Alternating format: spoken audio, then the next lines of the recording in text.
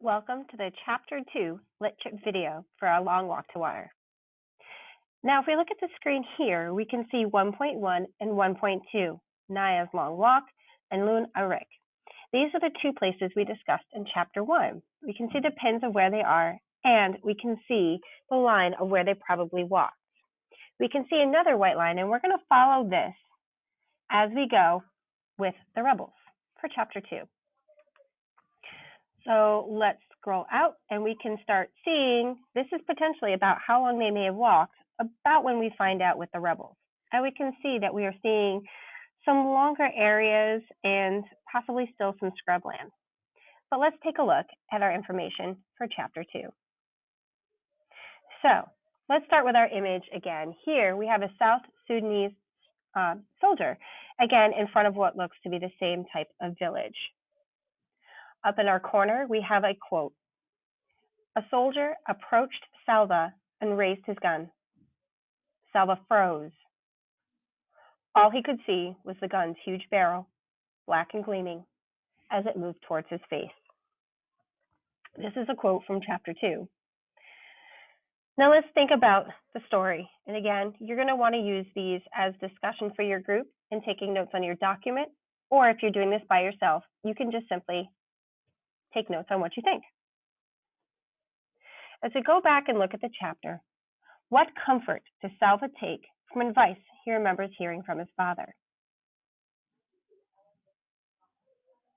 Number 2, what is your opinion of the way rebels treat Salva and the rest of the people?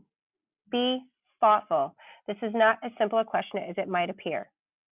Remember, this is your opinion, and you need to be using quotes and things from the book to support this. It's really hard not to just have an emotional reaction to this kind of thing, but it is something to consider. Okay? Why might they be treating this way? Can you understand why they would be treating this way? Do you understand how Salva and his people would be feeling and thinking? Finally, at the end of the chapter, Salva finds that he's been left alone. What choices do you think he has at the end of Chapter 2?